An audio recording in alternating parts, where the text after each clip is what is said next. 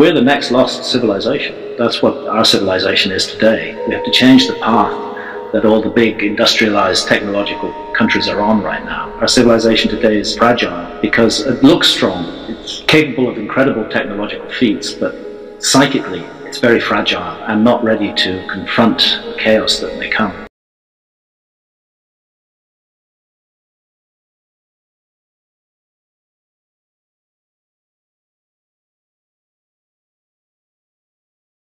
There is a heritage that the whole human race has received from the lost civilization of prehistory, and I think Atlantis is a really good name for that lost civilization because fundamentally it does come to us from Plato, the earliest surviving account of it.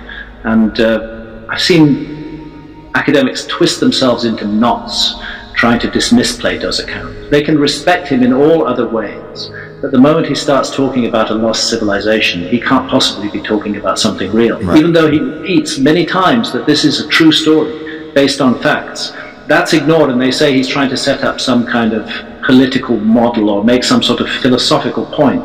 Anything rather than admit that he's reporting true history. Their technology was very different from ours, that it was based on latent faculties of the human mind that have relapsed in our civilization today, but that were highly prominent in the past. And that the human mind is capable of far more than we give it credit for. It doesn't have to be mediated through machines or leverage in the way that it is in our society. The human mind can have a direct impact on physical reality. We've all had experiences of telepathy, and it isn't absurd to suggest that that ability could be magnified with training and with focus upon it.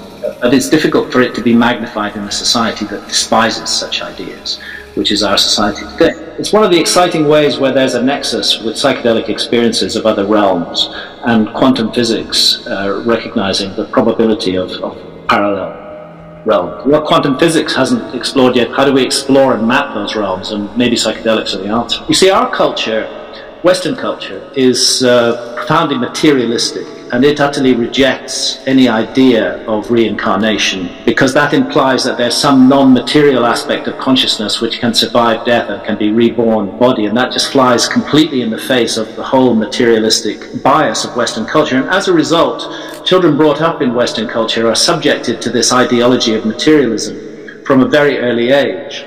But what Ian Stevenson found is that up to the age of about 7, and he documented this in an extremely scientific way, up to the children who remember past lives is the title of the book, up to the age of about 7, many children in many different cultures have memories of past lives. But in Western culture, those memories are discouraged by their parents and by their education system. So Stevenson went to India, where there is not this discouragement of belief in past lives. And he began interviewing young children there, and he found astonishing evidence. Again, it's fully published and fully documented in his book, Children Who Remember Past Lives. He found absolutely compelling evidence that reincarnation did take place. Kids who would remember being born in a village 300 miles away, who would know of a certain object hidden under the eaves of a house in that place where they had once lived, he was able to go and test that. And again, the Academy has just reacted to this with derision because it doesn't fit their paradigm. But what do they know, and what do we know really about the human creature? We're just beginning to scratch the surface. Consciousness is such a huge mystery of science. And fundamentally, when we talk about reincarnation, we're talking about consciousness surviving physical death and passing on. And to me, that makes a great deal of sense. It's fascinating when you look at the ancient Egyptian pantheon, and indeed many others around the world, before we got into this top-down controlling system of the monotheistic faiths, which have sought to attribute everything sacred to one entity. When we look at these older spiritual and religious systems, as in the case of ancient Egypt, you'll find that almost every single one of the ancient Egyptian deities has what's rightly referred to as a therianthropic appearance, from the Greek therion, which means wild beast, and anthropos, which means man, that there's a combination of animal and human characteristics. Think of the god Horus with his hawk head. Think of Thoth with the head of an ibis. Think of Anubis with the head of a jackal. These are not things that one sees in the normal, alert, everyday, problem-solving state of consciousness. But they are things that we routinely see in deeply altered states of consciousness. And many of the entities that I've encountered in the ayahuasca visions, and indeed in smoked DMT visions as well, have had this therianthropic quality. What's interesting with the DMT in pure form is the technological element of the entities that are often encountered. That's rarer in ayahuasca experiences, but it does happen. The ayahuasca experiences, it's interesting that there are these differences, and in the Amazon they say that the difference is precisely caused by the ayahuasca vine. That the ayahuasca vine, which itself is not consciousness altering, or not particularly so, is the master plant. And that it's harnessing the leaves that contain the DMT to give us this experience. So it's interesting that when mediated with the ayahuasca vine, the realm that one enters is often very jungly and full of serpents and full of jaguar and panthers, very jungly, organic realm. Whereas quite often with smoked DMT, it's a very mechanical realm, where the entities seem like machines, and powerful machines by all means, but machines still, and have this trickster quality about them. But there have been times on my ayahuasca journeys where it's flipped over into a very technological DMT type of dream, and I don't know what I just don't know what these things are, or what is going on. I don't think anybody does, but I think it merits much further investigation. These experiences, I think, have been fundamental to human culture over tens of thousands of years, and for our society, which is really just the sort of fingertip on the end of the long arm of human culture, for our society to write off all those experiences and to demonize them and rubbish them is a terrible mistake. Committing horrific murders on a gigantic scale in honor of this demonic entity that they regarded as somehow worthy of worshipping. And that's why I also present the balance to that in the book, because a lot of Christians will condemn those cultures for carrying out human sacrifice, forgetting that Christianity itself carried out human sacrifice repeatedly over hundreds and hundreds of years. The last witch burnings took place in England in the 18th century. That's just really not very long ago.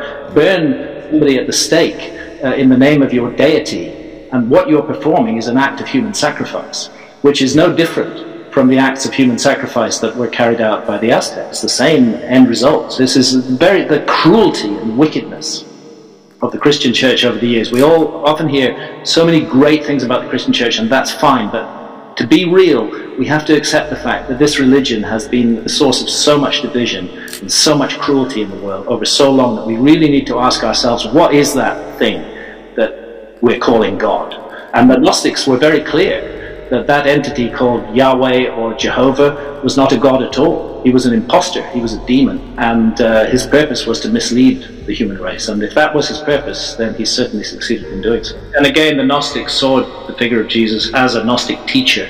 They didn't see him as divine, they saw him as a teacher. We're all the sons of God in that sense, or the daughters of God. But unfortunately, what we're dealing with in the big monotheistic faiths is an entity that seeks to mislead humanity, and that can be shown from the works of these religions and the harm and the damage that they've caused. And I know that what I'm saying is going to be outrageous to large numbers of people, but just think about it. Just think about the cruelty of the Christian church and the burning at the stake of its opponents over centuries and centuries, and ask yourself, can this really be excused? Can the religion be excused for that? Many people say, well, that happened then, but it's not true Christianity.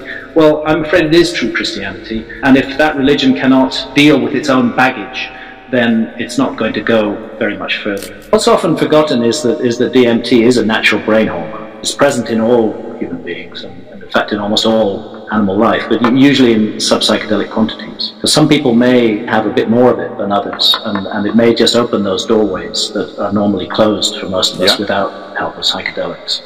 It's an interesting phenomenon, actually, that a natural brain hormone is illegal. Really strongly supported by Plato, who's the earliest surviving tradition of Atlantis, is passed down to us by Plato, who makes it clear that his ancestor Solon learned the story in ancient Egypt, and indeed speaks of how Atlantis was once a beautiful civilization, but that how it became cruel, and how it began to impose will upon others, to use its technology to gain power, that it ceased to wear its prosperity with moderation.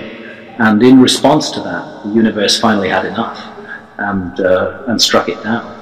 I think the balance between human beings and the universe is something else that's ignored in our civilization today. We are part of the universe, and our behavior and even our thoughts have universal implications that we are taught to ignore at our peril. It's not an accident that singing is also a hugely important part of the ayahuasca journey, particularly in the Amazon. The Icaros, the shamans sing there, guide the journey. They're like a road through that realm. Anybody who wants to critique my work can have a full view of everything that I've done since the 1990s, and I won't go back and edit anything. But what puzzles me is that in most of the attacks that have been made on my work, the archaeologists and their friends in the media who are attacking me talk only about Fingerprints of the Gods, which I published 27 years ago, and don't talk a word about Magicians of the Gods or America Before, because they know they're on more difficult ground there. The only story that the mainstream media want to write about me is that Hancock is a crackpot, he's dangerous, and he's misleading the public. That's the only story they want to tell. One of the things that gives me hope is the way that young people and even young trainee archaeologists respond to my work. And I often get private communications from people who say that my work has caused them to think again about everything. And if I'm doing that even with a small number of people, then I'm grateful. We have to change the path that all the big industrialized technological countries are on right now. Otherwise, it's not even going to take a cosmic disaster. We're going to bring ourselves down, collapse and destroy our civilization, lose all the support systems that we've relied upon, and be put in a place where we have to rely only on ourselves again. That's why I think our civilization today is fragile. Psychically, it's very fragile.